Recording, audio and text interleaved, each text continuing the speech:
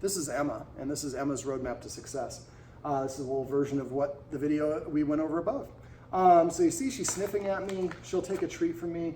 I still have not tried to pet her. I've been here for over 3 hours. So this is her roadmap to success. Basically, I think in her situation, we have a herding breed, so they already think that they're in charge. And then we didn't have any real rules. She was able to tell her humans when to pet her or give her attention. And so she was confused into thinking that she's in charge, but frustrated because the humans don't actually listen to her. And just like a mother who has a child that doesn't listen, you start getting frustrated if the child keeps on putting itself in what you consider to be dangerous situations, which is, I think, what she thinks. So skateboards, birds, and I mean, Nebraska, we're figuring this out, birds meaning the little motorized scooters, bicycles, things that move quickly are very going to attract the attention. I'll pick that up. That was a good touch. Of dogs. All dogs' eyes are very attracted to movement. So it's very natural for them to notice things, but herding breeds will often try to chase things and correct and nip as a way of saying, I disagree with what you're doing. So basically, I'm thinking we're going to probably need a follow-up session to work specifically on that. Sometimes the session that we went over today will handle that sort of thing. So we'll know in about a month. So I want you guys to take about a month, and I'll have my booking coordinator, Becca, call you to follow up and see how things are going. Sit, that's passive training. We'll talk about that in a sec. So we started off by talking about exercise. I'd like the Guardians to keep an exercise journal. Keep that for about a month and write down the times, the amount of exercise, the time, and then what the dog did if it got into quote-unquote trouble, or quote-unquote trouble, not untrouble, as well as like barking or zoomies or things like that. And then at the end of the day, we're going to have a letter grade A through F. And then we're going to play around with the quantities or number of repetitions for the fetch or throwing the treats on the stairs or scent games or whatever it is. Crash. More passive training. And so the idea is we want to figure out, remember exercise the first time with an empty stomach, max her out until she's like, I'm not going up and down the stairs anymore. Now we know her maximum number is. Then we want to exercise her about 50 to 75% of her maximum number. We keep the exercise journal because we're going to play around with that element, and we want to know how much exercise does she actually need to feel comfortable or to put her in a position to succeed. Now we can also use exercise before things going on, before we take her for a walk, exercising the dog. Make sure she just has about 10 to 15 minutes to recover after that. Before a guest comes over, exercise her. Before we do the episode that we just filmed over here that's in the video above, we need to exercise her. And again, we're going to have that 15-minute recovery time. Taking the excess energy out of her is going to put her in a position to succeed. You're looking very good down there. Yes, you are. You're a very handsome, or I should say very beautiful girl. It's like, yeah, I know.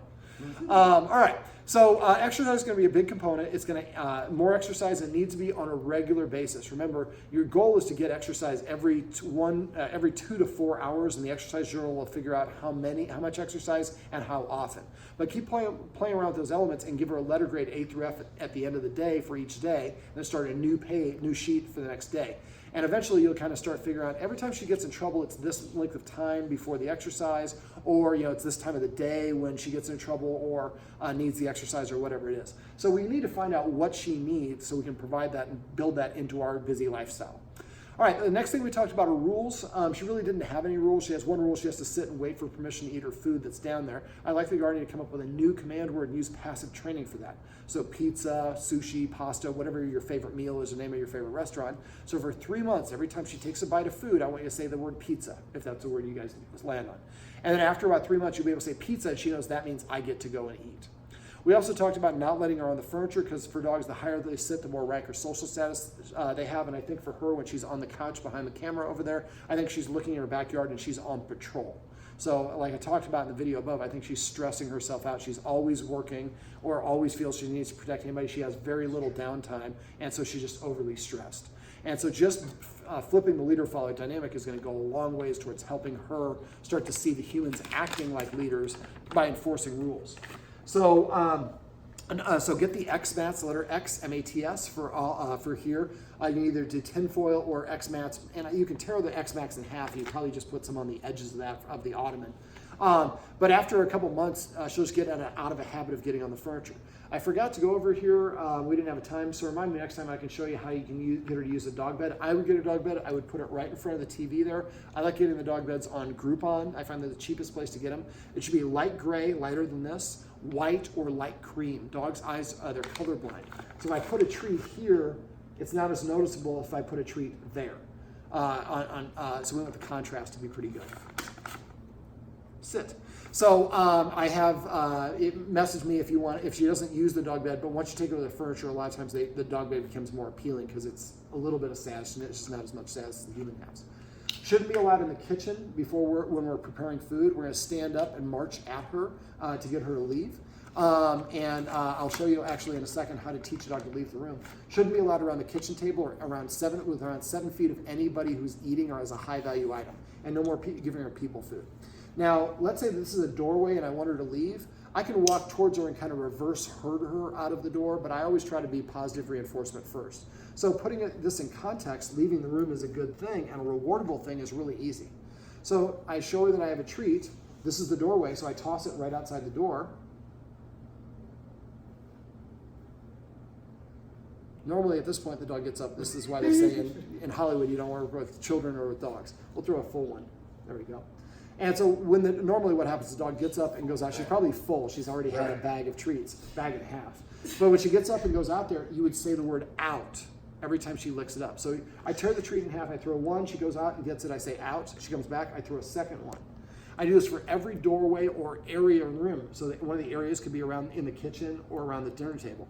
And then once I've gone around the whole house twice out, then I would stand here and throw the treat in here, and I would call this room media. Call that kitchen, dining, den, bedroom, whatever you want. So now we're training the dog to leave every room and to go to every room with a verbal command. You can also use the clicker for that as well. All right, so let me see. Another rule is I make the dog sit before I open the door. Go to the door and say sit once. If she doesn't sit within 3 seconds, walk away, sit down somewhere nearby, wait 1 minute, then go back to the door, tell her again. If she doesn't sit this time, I walk away for 2 minutes. Next time, 4 minutes. Then I walk away for 8 minutes. I keep doubling the length of time until when I go to the door and say sit, that butt hits the ground, then I open the door and let her go out. So after a while, she starts to understand that if I go sit at the door, that's a way of saying, please open the door.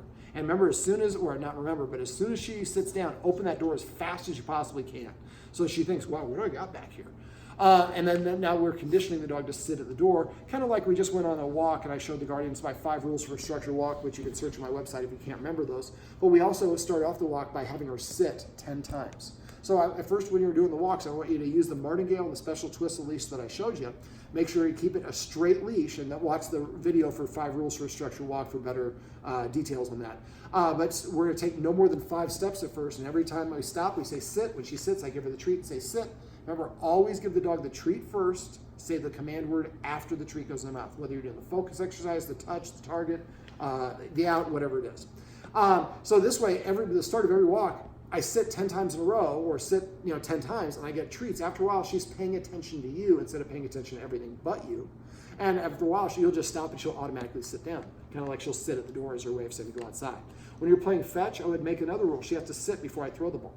So again, adding in some structure for this really helps her see you acting like the leader. You're enforcing the rule or correcting her when she does it the wrong way. You don't continue unless she does it the right way. And after a while, she'll just start automatically doing it the right way.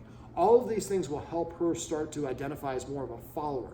Now, we're dealing with genetics here, so it's going to be very important for everybody in the house to be very consistent about it. And we also talked about, petting with a purpose and passive training. I have videos for both those. You can search for either one of those. Petting with a purpose is basically the dog tells you to pet her, to give her a counter order, pet her under her chin, say the command word. Passive training is we wait for the dog to voluntarily offer this behavior, and then we reward them after they do it. So that's what I was doing here. She sat down, I gave her a treat and said sit. She laid down, I gave her a treat and said crash. She comes to me, I pet her and say come. Name all of your toys. Again, the first time she takes a bite of food for 3 months, say pizza or whatever the word is. I even do it for water. Every time my dog drinks water, I say happy hour. And my dog goes there and drinks. And people who drink think it's funny. When they come to my house and say happy hour, the dog goes and drinks. Again, dogs can read facial expressions. Come up with a list of command words. 50% of them, I'd like to see 50% of them be funny command words. Since she's so smart, teaching her new tricks and commands is a wonderful way to boost her self-esteem and confidence, and also to help her see you acting like leaders. So one of the things I'd like you guys to do is make a list of the official command words, put them on the refrigerator, and we're going to have 3 watchwords. Paycheck means I suspect you petting without a purpose. Testify means you're missing an opportunity to pet the dog for the right thing. And then vocabulary means that you're using the wrong version of the word. Come instead of come here, or whatever it is. You also might want to say repeat or rerun. That means if you're repeating the word. Remember, only say it once. The more you say it, the less you mean it. All right, so petting with a purpose and passive training, if you get in the habit of doing both of those things, after a while, she'll just come sitting in front of you to prepay for the attention, and now she's adopted more of that follower's mindset. We also went over a focus exercise. We went over a target exercise, and you can use the target on walks as well. But remember, when she's reacting, she's hysterical. She's not going to listen to anything. Pull her away. If you have to physically pull her away, that's fine. That's why we use the no slip and the martingale. Once you get her, and sometimes you have to go around a bush or around the side of a house to get her to settle down. And once she's settled, and you'll know she's settled because you'll be able to get her to take a treat and sit. If she won't take the treat or won't sit, she's above threshold. Once she will sit or take a treat, then do a little bit of your focus exercise.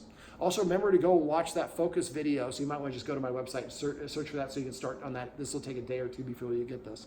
But that focus exercise, if you progress the way that I show you, you can stop the production of cortisol, the stress hormone, from entering her blood by getting her to focus. Remember, you have to get 7 days in the house, then within 3 days outside for 15 second focus in the house within 7 days, then a 15-second focus in the yard. But again, let her go out and fart around first. And then on walks, we're going to be verbally giving her the focus command. She looks up, then we go, and again, we go back to 1-1 every time we go to a new, more difficult situation.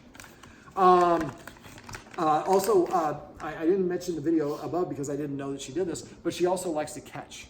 And so playing catch is a great way for her to interact with guests. Sit. Oh, you got to catch it on camera. Mm-hmm. There might be some casting director in Hollywood that would book you for a commercial. Catch. Catch. Catch. So, well, I think you got that one. Well, she'll find it. But basically, come back to me if you could. So basically, that's another, what I'd like you to do, the catch, is once she's actually coming towards the person, she's touching them and she's lingering near them, that's when they should pull out like 5 or 10 treats. And don't just go 10 times in a row.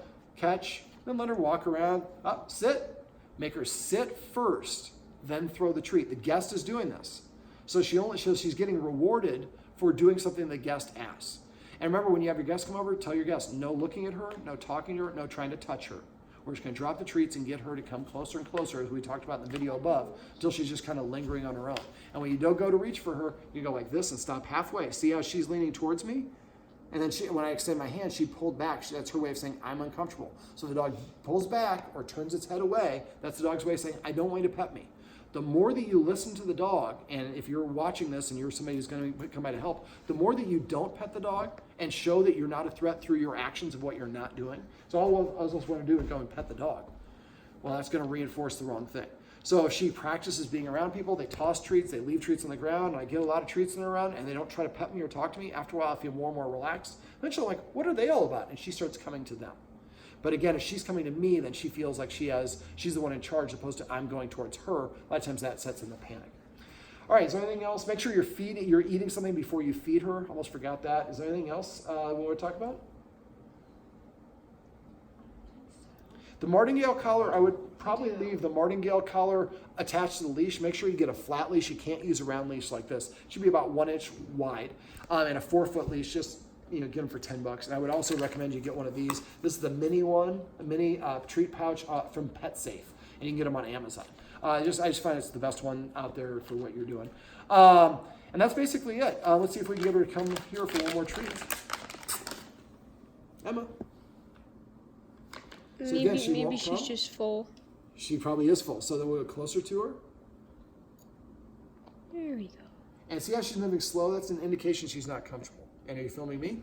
Oh, there you go.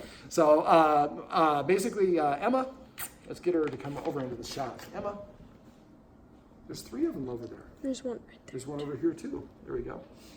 Well, that's Emma, and this is Emma's roadmap to success. Remember, everything you do trains your dog. Only sometimes you mean it.